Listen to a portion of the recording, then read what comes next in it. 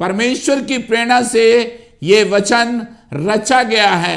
आत्मिक युद्ध में जीतना है। आकाश और पृथ्वी टल जाएंगे लेकिन मेरा वचन कभी नहीं टलेगा। Not by might, cheer up, उत्साहित हो जाएं, आनंद से भर जाएं। आपके कमरे में, आपके घर में, आपके नगर में मैं उद्धार की घोषणा करता हूं, परमेश्वर के वचन की घोषणा करता हूं, एक बड़ी रिवाइवल की मैं घोषणा करता हूं, क्योंकि यहोशू से परमेश्वर ने कहा जहां जहां तू जाएगा तेरा परमेश्वर यहोवा तेरे संग रहेगा। हमारा ये प्रसारण जहां जहां जाएगा वहां वहां यीशु मसीह के लहू की सामर्थ, उसके वचन की सामर्थ प्रकट होगी। आज बहुत सारे लोग सोचते हैं इंडिया में रिवाइवल क्यों नहीं आई।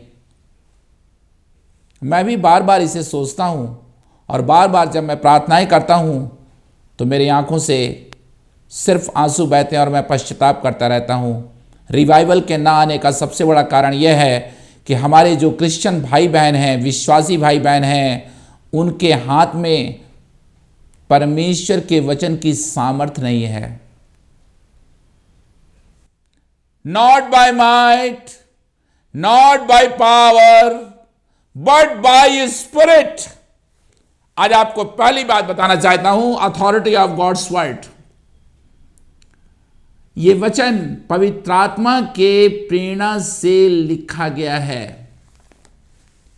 इस दुनिया का कोई भी लेखक ये नहीं कह सकता कि उसकी किताब पवित्र आत्मा के प्रेरणा से लिखी गई है। हाँ, पवित्र आत्मा के अभिषेक में मैंने भी किताबें लिखी हैं और बहुत सारे ऑथर्स की किताब जो विश्व की प्रसिद्ध परमेश्वर के सेवक हैं उनकी किताबें भी मैंने पढ़ी हैं। अनॉइंटिंग बहती है, लेकिन इंस्पायर्ड गॉड्स वर्ड, परमेश्वर की प्रेरणा से यह वचन रचा गया है, लिखा गया है, नबूवत से भरा हुआ है, सामर्थ से भरा हुआ है। और यदि हमें अपने मसीह जीवन में प्रभावशाली बनना है, प्रतिभाशाली बनना है, महान बनना है, कुछ करके दिखाना है, नरक की शक्तियों का जवाब देना है, आत्मिक युद्ध में जीतना है, तो आपको वर्ड अथॉरिटी होनी चाहिए। अब देखिए गिनती की पुस्तक उसका 23 अध्याय उसका 19 वचन, ईश्वर मनुष्य नहीं कि झूठ बोले। God is not a man that he should लाई। परमेश्वर झूठ नहीं बोलता। इसलिए जो कुछ परमेश्वर ने कहा है मेरे जीवन के लिए, मेरे विश्वास के लिए, चर्च के लिए, वो यहां है, बाइबल में है। और ये वचन 100% सत्य है। There is no substitute for truth. यीशु मसीह ने कहा मैं तुमसे सच सच कहता हूं, यानी वो आत्मा में बोल रहा था, परमेश्वर की सामर्थ में बोल रहा था, अभिषेक में बोल रहा था और बोल रहा था जो मैंने कहा है वो पूरा होके रहेगा। आकाश और पृथ्वी टल जाएंगे लेकिन मेरा वचन कभी नहीं टलेगा। तो God is not a man that he should लाई, और ना वह आदमी है कि अपनी इच्छा बदले। हाँ, कभी कभी कुछ ऐसे समय आते हैं जब परमेश्वर अपनी इच्छा को बदल देता है, लेकिन ऐसा कभी कभी होता है। हमेशा 99% परमेश्वर ने जो कहा है वही होता है। इसलिए वचन सनातन काल तक स्थिर रहेगा, ये नहीं बदल सकता। और यदि आपको अपने जीवन में आगे बढ़ना है, प्रभावशाली बनना है, मजबूत बनना है, आज के संसार में कलीसियाओं में वर्ड नहीं है, वचन नहीं है। वचन का प्रचार तो हो रहा है लेकिन लोगों का जीवन जो है वो आत्मिक निर्बलता से कमजोरी से भरा हुआ है। और इसीलिए आप देख रहे हैं कि मैं इन दिनों में चर्चा कर रहा हूं कि किस तरीके से क्रिश्चियन लोग, विश्वासी लोग अंधकार की शक्तियों से प्रभावित होते चले जा रहे हैं। अब मैं आपसे बात करना चाहता हूं वचन के अधिकार का। आइए पढ़ेंगे मत्ती रचित सुसमाचार उसका 4था अध्याय। अब ये 4था अध्याय जो है वो यीशु मसीह के परीक्षा के बारे में बात करता है। आप देखिए 3रे अध्याय में, स्वर्ग खुल गया है, परमेश्वर का आत्मा कबूतर के समान यीशु मसीह पर उतरा है और आकाशवाणी हुई है, और देखो यह आकाशवाणी हुई कि यह मेरा प्रिय पुत्र है जिससे मैं अत्यंत प्रसन्न हूं। और ठीक उसी के बाद जब ओपन हेवन हो गया, अनॉइंटिंग आ गई, यीशु मसीह का बपतिस्मा हो गया, अब वो रेडी है अपनी यात्रा शुरू करने के लिए, मिनिस्ट्री शुरू करने के लिए, लेकिन वो उपवास पे जा रहा है। और यहां पर जब शैतान उसकी परीक्षा करने के लिए आया, बिल्कुल देर नहीं हुई, शुरुआत अभी हुई है फास्टिंग एंड प्रेयर की, शत्रु आ गया। उसको मालूम था कि ये जीसस बस मुझे जो है वो क्रूस की कलवरी पर कुचलने आया है, यही मेरा सबसे बड़ा विरोधी है। मैंने इसी के विरोध में स्वर्ग में बलवा किया था, ये वही व्यक्ति है। अब मुझे और ज्यादा प्रभावशाली होकर के इसके सारे काम को रोक देना चाहिए। लेकिन यीशु मसीह से जैसे ही उसने कहा कि यदि तू परमेश्वर का पुत्र है तो कह दे कि ये पत्थर रोटियां बन जाएं, यीशु ने कहा, उत्तर दिया, रिस्पॉन्स आया, डिक्लेरेशन हुआ। Let me ask you one question, are you a declaring Christian? क्या आप घोषणा करने वाले मसीही हैं? आपको डिक्लेयर करना चाहिए, हर बातों पर विजय डिक्लेयर करना चाहिए, हर परिस्थितियों पर विजय डिक्लेयर करना चाहिए। और यीशु कह रहा है, लिखा है। आज पहली सच्चाई मैं आपसे बोलना चाहता हूं, you can not defeat the devil by your experience. आप अनुभव से शैतान को कभी नहीं हरा सकते। आपको यदि हराना है शैतान को, अपने शत्रु को, अपनी परिस्थितियों को, बीमारियों को, पीड़ाओं को, संकटों को, पहाड़ों को, कटीली झाड़ियों को, दुष्टता की सेनाओं को, आप देख रहे हैं मैं अलग अलग हिंदी के शब्द यूज कर रहा हूं। Use God's word. जितने हथियार मेरे लिए बनाए गए हैं उनमें से कोई भी सफल नहीं होगा। ये वचन मैं प्रतिदिन बोलता रहता हूं। एक और मैं वचन बोलता हूं, जो मुझे सामर्थ देता है उसमें मैं सब कुछ कर सकता हूं। कई बार मुझे लगता है सवेरे जब मैं उठता हूं तो मुझे लगता है मेरे अंदर ताकत नहीं है, मैं कुछ शिथिल सा पड़ गया हूं, मैं थक सा गया हूं। निराशा की बातें मेरे माइंड में दबाव बनाने लगती हैं। मेरे कमरे में जैसा लगता है कोई अंधेरा मेरे चारों तरफ आ रहा है। लेकिन जैसे ही मैं बोलता हूं, जो मुझे सामर्थ देता है उसमें मैं सब कुछ कर सकता हूं, और 2 या 3 बार बोलने के बाद पूरा एटमॉस्फेयर चेंज हो जाता है। Take authority over your circumstances. शैतान का सबसे बड़ा हथियार उन लोगों पर प्रहार करना है जो बाइबल नहीं जानते। Devil knows the word. शैतान को बाइबल मालूम है, क्योंकि जब भी वो यीशु मसीह से सामना सामना करता था वो तुरंत जानता था कि मैं क्या कह रहा हूं। कितना एक्यूरेट बाइबल को वो जानता है। क्या आप बाइबल पढ़ते हैं? क्या आप बाइबल आपके हाथ में है? क्या आप बाइबल की स्टडी करते हैं? क्या आप कॉन्फेशन करते हैं? यदि आप 10 मिनट प्रतिदिन कॉन्फेशन करें और परमेश्वर की प्रतिज्ञाओं को बोलें, तो मैं आपको गारंटी देता हूं यीशु मसीह के नाम में, शैतान आपको बहका नहीं पाएगा। हवा को शैतान ने कैसे बहका लिया? उसको लुभा लिया। कैसे? क्योंकि उस समय बाइबल हवा के पास नहीं थी, वो वचन को नहीं जानती थी। हाँ, परमेश्वर की वाणी को वो सुनती थी, लेकिन वचन नहीं था। जहाँ वचन नहीं है वहाँ पर शैतान अपने भरमाने के काम को, धोखा देने के काम को कर सकता है। शैतान का सबसे बड़ा जो काम इन दिनों में हो रहा है वो यह है कि वो धोखा दे रहा है। झूठे भविष्यवक्ताओं के द्वारा वो धोखा दे रहा है। बहुत सारे सेवकों के द्वारा वो धोखा दे रहा है।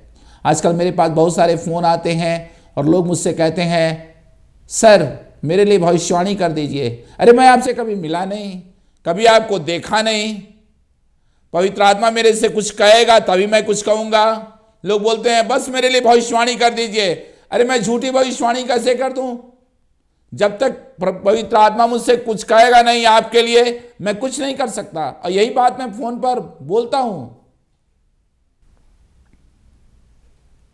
प्रोफेसी आपको चाहिए या वचन चाहिए? सारी प्रोफेसी यहां है। एक परमेश्वर के बहुत महान सेवक हैं और उनका चर्च मैं अटेंड कर रहा था और उनके संदेशों को मैं सुन रहा था। और जब वो प्रचार कर रहे थे, जैसे ही प्रचार खत्म हुआ, एक व्यक्ति उनके पास गया और बोला, do you have any word for me? क्या आपके पास कोई वचन है जो आप मुझसे कहना चाहते हैं?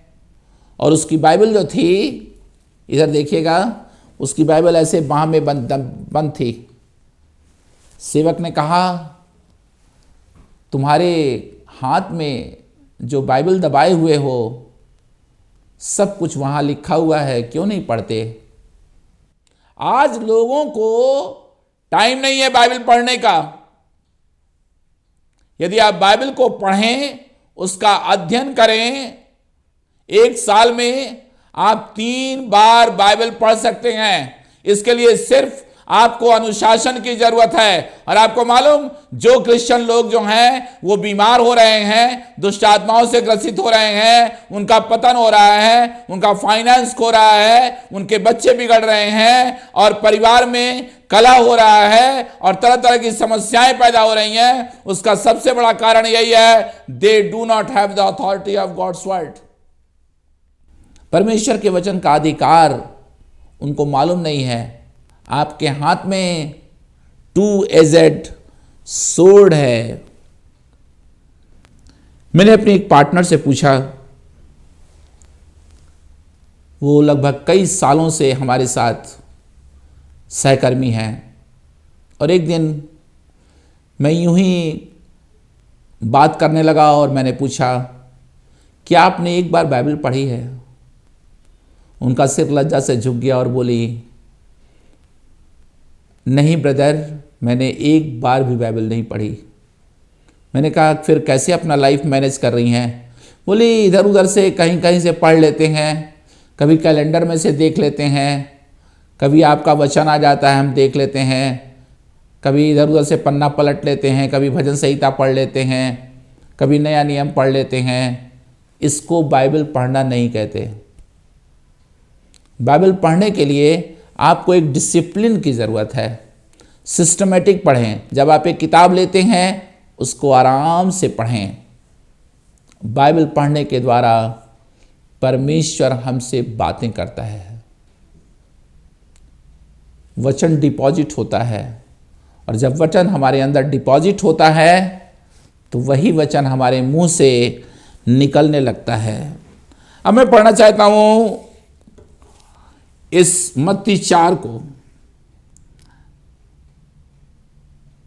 यहां 5 बार जीसस ने कहा लिखा है, लिखा है, लिखा है, लिखा है।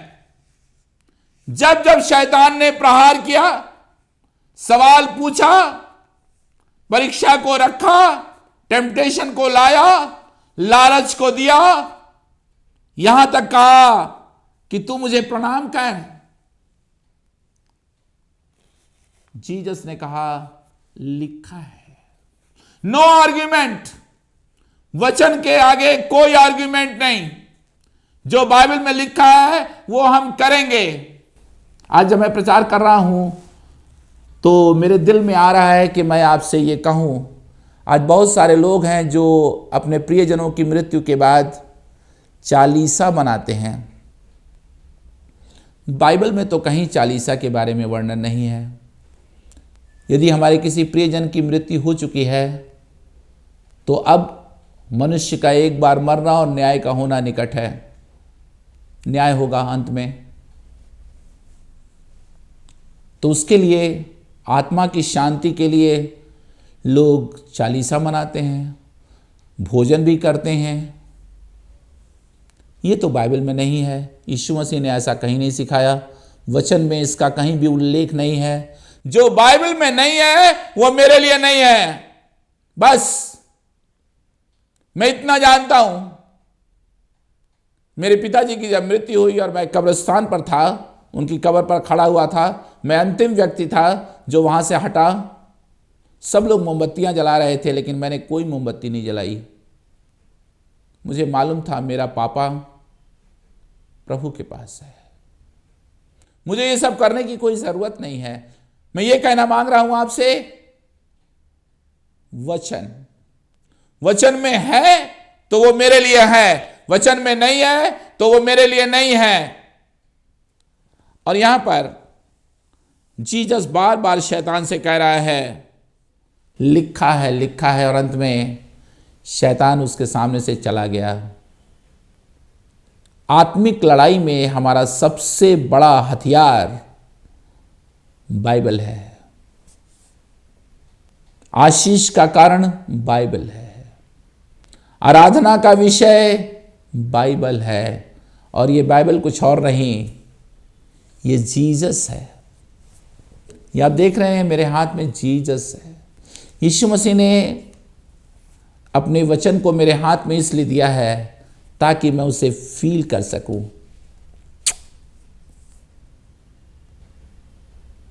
आप समझ रहे हैं? मैंने जीसस को 1 ही 2 बार देखा है। जब मैं एक बार स्वर्ग में था 2-2.5 घंटे के लिए, और ऐसे 1-2 बार, उससे ज़्यादा नहीं। लेकिन जब ये वचन मैं पढ़ता हूँ, उसकी आत्मा से मैं भर जाता हूँ, उसकी उपस्थिति से मैं भर जाता हूँ। मैं नेचुरली वर्शिप करने लगता हूँ, नेचुरली मैं गाना गाने लगता हूँ, नेचुरली मैं अन्य भाषा बोलने लगता हूँ, नेचुरली प्रॉफिटिक वर्ड मेरे मुंह से निकलने लगते हैं। आपको मालूम, यहाँ तक कि मैं जितने व्हाट्सएप लिखता हूँ, लेटर्स लिखता हूँ, सब पर पवित्र आत्मा का अभिषेक होता है। और ये सब कुछ वचन की सहायता से होता है। और मैं बहुत जल्दी मत्ती रचित सुसमाचार उसके 7वें अध्याय के 24 पद पर आ रहा हूँ। आप सभी जानते हैं कि मत्ती 7 में बुद्धिमान मनुष्य के घर बनाने का वर्णन है, जिसने चट्टान पर अपना घर बनाया। और उस मूर्ख व्यक्ति के बारे में है, निर्बुद्धि मनुष्य, जिसने अपना घर बालू पर बनाया। अब यहाँ पर बालू की बात की गई है। बालू का मतलब क्या है? ध्यान से सुने। बालू का मतलब यह है कि आपका घर कमजोर है, उसमें ताकत नहीं है, उसमें नींव नहीं है, वो सुरक्षित नहीं है। लेट मी रिपीट, उसमें ताकत नहीं है, उसमें नींव नहीं है, फाउंडेशन स्ट्रांग नहीं है, सुरक्षित नहीं है, कोई दम नहीं है उसमें। आप जानते हैं आप क्यों बार बार मुझे फोन करते हैं, बार बार इधर उधर भटकते हैं? सामर्थ के लिए, वरदान के लिए, भविष्यवाणी के लिए, चंगाई के लिए, छुटकारे के लिए, ब्लेसिंग के लिए।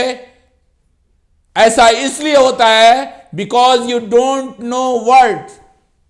भरमाने वाला भरमाता रहता है, झूठी शिक्षाएं फैल रही हैं, लोग परमेश्वर के वचन को बिल्कुल नहीं जानते। अच्छा, दूसरी एक बात बताऊं, और बहुत सारे लोग जो परमेश्वर के वचन को जानते हैं वो उसको अपने पर्सनल बेनिफिट के लिए यूज करते हैं, दूसरों को अपने तरीके से, अपने अर्थ से, अपने एक्सप्लेनेशन से समझा देते हैं। लेकिन यदि आप परमेश्वर के वचन को जाने तो आपको कोई नहीं भरमा सकता। एक बहन को मैं जानता हूं, जब भी वो पैसा निकालती थी बैंक से, या उसकी सैलरी आती थी, या इंक्रीमेंट आता था, यहाँ तक कि पीएफ का जब पैसा आया तो एक सेवक उससे जुड़ा हुआ था और वो उससे अपना हर बात, वो बहन विधवा थी, वो शेयर करती रहती थी। और वो हमेशा वहाँ पहुँच जाता था और बोलता था, ओ आपको पीएफ नहीं मिला ना, उसका दशमांश मुझे दे दीजिए। आपको घर का किराया मिला ना, उसका दशमांश मुझे दे दीजिए। एक दिन वो पूरी तरह टूट गई, क्योंकि जो कुछ वो कर रही थी वो प्रभु की आत्मा में नहीं था। दशमांश देना अच्छी बात है, लेकिन प्रभु की अगुवाई में देना अच्छी बात है।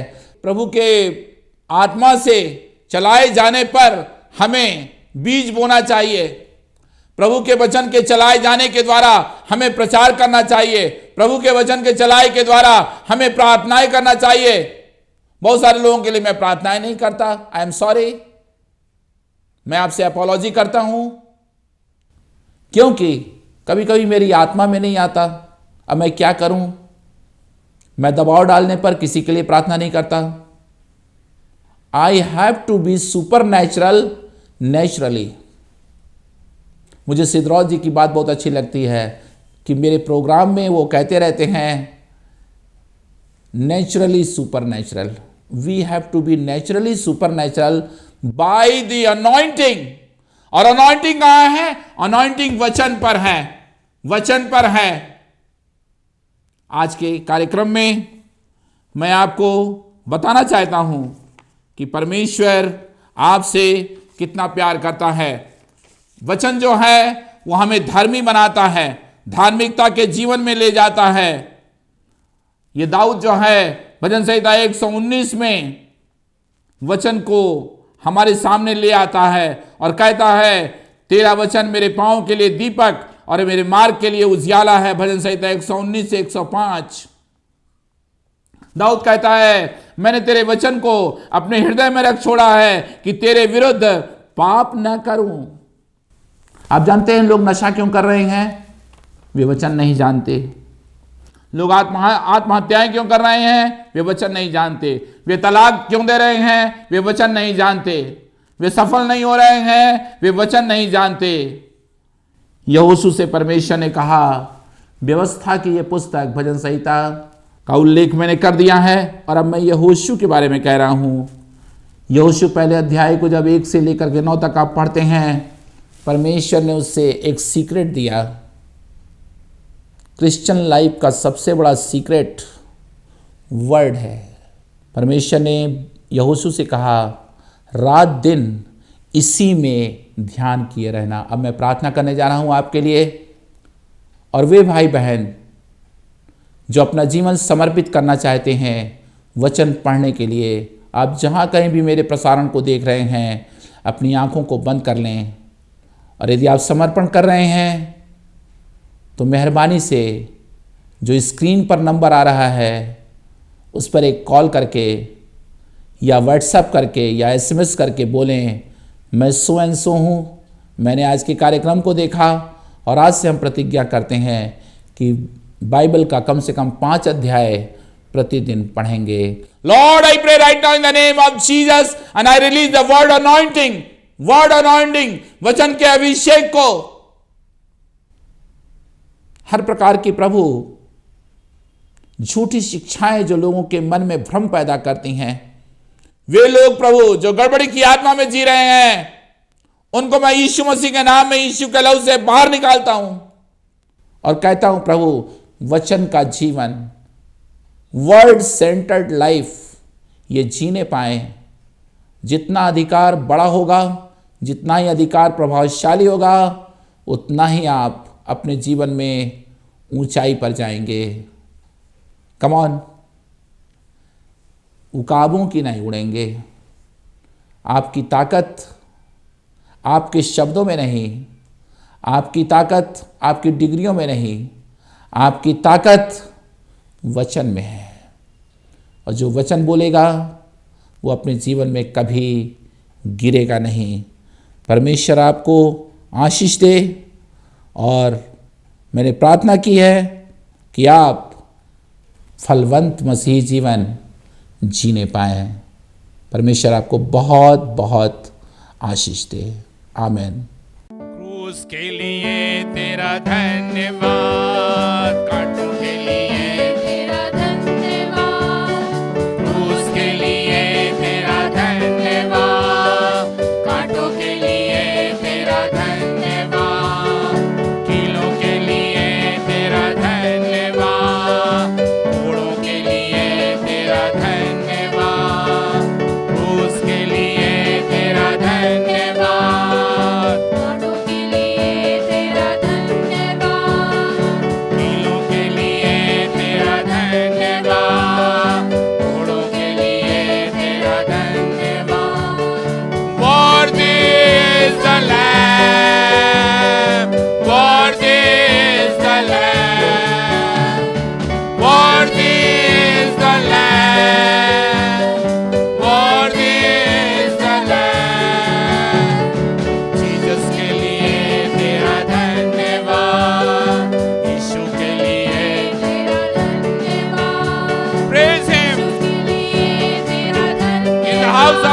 worship him.